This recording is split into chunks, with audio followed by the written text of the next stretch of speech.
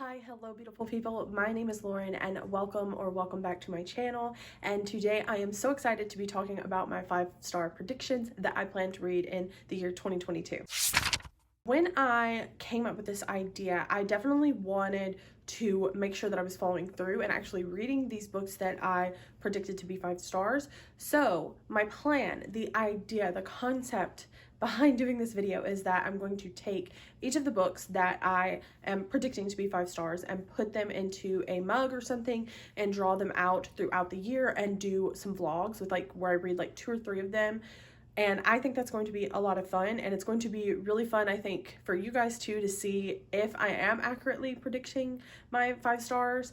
I would also really love to see if this eventually turns into maybe where you guys could provide me with some books that you think will be 5 stars, and I can read those as well and see what I think about them and see if maybe you guys might know my reading taste better than I do. I would also like to say that this definitely is not going to include all of the books that I have predicted to be 5 stars. There are obviously several books that I plan to read for specific vlogs or another video, or I just don't want to do them in this particular format, so I'm not including them in this video. I do have 14 that I'm going to talk about today, and 7 of them are ones that I already have on my physical TBR. I definitely wanted to include some of those because we all know that I need to start knocking that out. I need to tackle that physical TBR for real.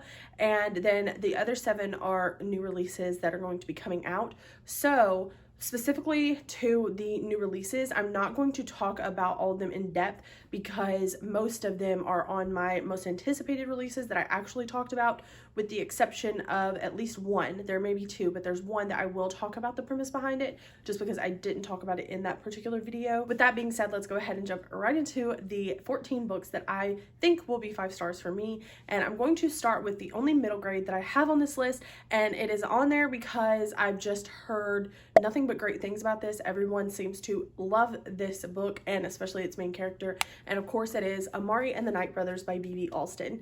So no, I have not read this yet. I'm super sad about it. This was actually a gift from Mel, and I have probably disappointed her in the fact that I haven't picked it up yet, but I do plan to pick it up very soon because I definitely want to read the sequel with everyone and enjoy it. What I know about this story in particular is that it follows Amari, whose brother has gone missing, and she kind of takes it upon herself to figure out what happened to him, and she discovers this world of magic that he actually could have been involved with, and she herself discovers that she might have powers of her own. So I just think that just sounds so amazing and whimsical, and the fact that it's going to have Black girl magic at the forefront of it just sounds so much fun. Like I said, I know so many people love this story. They love Amari, and they're really anticipating the sequel to come out this year, so I definitely want to pick this up. Unfortunately, the sequel, Amari and the Great Game, keeps getting pushed back for its release date this year. It started out in February, and then it got moved to May, and now I think it's moved to August, which is super sad, but I'm definitely going to pick this up before then and be anticipating it with everyone else. And the next one is another one that I've seen all over BookTube that people have really loved. And it actually has a movie adaptation that I would also really love to watch, but it is The Martian by Andy Weir. So I recently got this for Christmas, but I'm definitely predicting it to be 5 stars from all of the hype that it's gotten. I think I'm really going to enjoy it. I'm trying to get more into sci-fi, despite that not necessarily being the genre I read the most. I do think I'm going to enjoy it. I will say that something that does worry me a little bit is that it seems that it's going to take place all in one area, which I think could kind of hurt its enjoyment level, but let me just tell you what it's about. So it follows an astronaut who is going to be one of the first to walk on Mars. Well, something happens and he wakes up and he has been stranded there. And he has to, I guess, find his way back home, and that is pretty much all I know about it. I'm really excited to go into this without knowing much. I've also heard that this has some really great humor to it. The main character is really likable, so I really think I'm going to enjoy this one just like everyone else. Next is a book told in verse by an author that I've already read before, and that book is The Poet X by Elizabeth Acevedo, and this is more of a contemporary story told in a verse form, and I already know that I love Elizabeth Elizabeth Acevedo's verse writing because I read Clap When You Land by her and I absolutely adored it. I found so many quotes that just I really related to and really loved, and so I'm definitely expecting some of that in this as well. I know that we follow a character who gets into slam poetry, and that alone just really draws me in, and so I can't wait to read this one, and I just think it's going to be 5 stars because I haven't really heard anything negative about this story, and it's been out for a while, and it's still one that people continuously recommend, especially the audiobook, which I know is really short. So what I might do is use the audio and the physical and read them together, but I just think this is going to be one that I absolutely love. The next one is one that's on this list because I think I'm going to personally relate to it, and I haven't really heard a whole lot about it since I saw people hauling it when it first came out, but it is One to Watch by Kate Stamen London, and this follows a plus-size girl who gets wrapped into doing this show that is kind of like The Bachelor, and obviously she's plus size, so there is a lot of talk about that alone, and so she goes onto the show, and it's basically her falling in love and also dealing with all the backlash about her being a plus size woman on this type of show. I just think I'm going to relate to that for very obvious reasons. I think that this one could also be one that packs an emotional punch for me, and like I said, I haven't heard a whole lot of talk about it, so I don't think I'm going to have too many expectations, too many biases going into it. I haven't personally read or seen a lot of books, especially romance with main characters who are plus size, so I'm really excited to get to this one. Next is one that was on a lot of people's favorite romances of last year, and it is an author that I read for the first time at the end of the year and absolutely loved her writing style, so I knew I needed to pick up one of her more hyped ones, and that is It Happened One Summer by Tessa Bailey. So what I know about this is it is inspired by Schitt's Creek. I haven't personally watched Schitt's Creek. I don't necessarily have those certain expectations going into this, but I do know that it follows a girl who is kind of like rich. She's an heiress, and she and her sister have disappointed their parents maybe, and so they are forced to go learn some responsibility by working in this little fisherman town that I believe their parents own, like a building there or a company or something.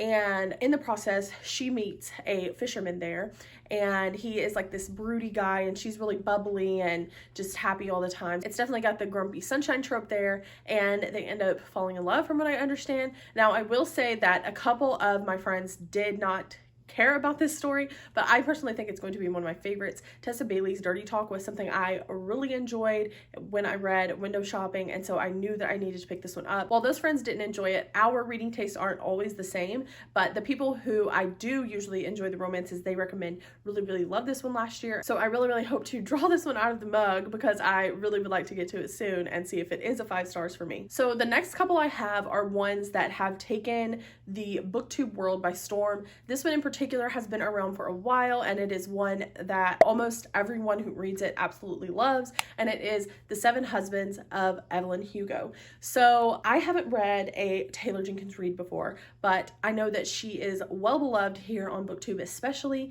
and I'm really excited to get to this one. It has like a historical fiction feel. The main character, they say, just feels real to you. You can't imagine Evelyn Hugo not actually existing, so that alone just makes me really excited. I love characters who you just kind of feel so connected to and feel like they're real, and you could just have a conversation with them in real life. So from what I know about this story is it follows Evelyn Hugo, who is this sort of starlet, and I don't really know what she's famous for, but I'm sure the story will tell me. However, people are really enamored by her, and sometime later in her life, she decides to reach out to this writer who is not very well known. Even the writer herself is confused as to why Evelyn Hugo reached out to her, but she reaches out to her and asks her to write a piece on her, and Evelyn Hugo proceeds to tell her about her life, including the 7 husbands, all of the other things that she experienced in her lifetime.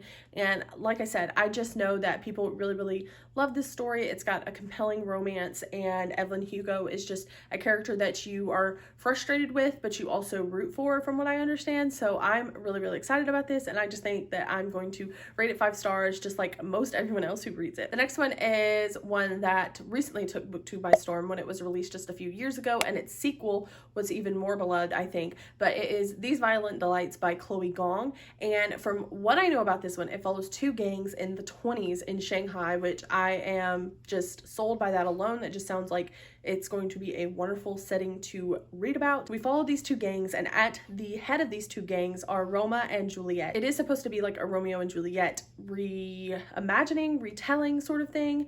And I've been told that you kind of have to forget about that element when you go into this and just think of it as a fantasy set in Shanghai in the 20s. But anyway, it follows Roma and Juliet, who are actually an ex-couple, I believe.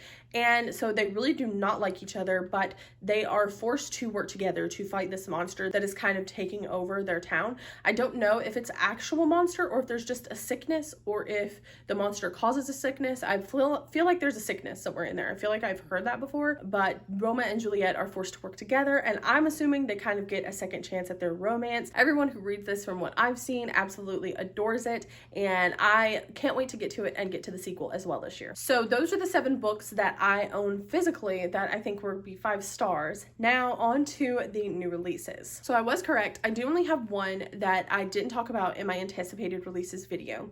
So if you want to hear synopsis or my ideas or why I'm really looking forward to these other ones, then you should definitely go and watch that video. I'm just going to kind of give you a quick rundown of what I think I'm going to love about each of these books. This first one, I will talk a little bit more about the actual synopsis of it, because the reason I didn't talk about it in that video is because there wasn't a cover out for it at the time and I didn't want to put it up yet. And I'm not even sure that there was an actual synopsis out for it. But the book that did not have a cover that I did not talk about in my anticipated releases video is Love on the Brain by Hazelwood. So this is another one of her STEMinist novels, as she has coined it. It follows another woman who works in STEM, and this particular story is about a woman who works at NASA, I believe, and she is looking to become the lead on a project they're working on.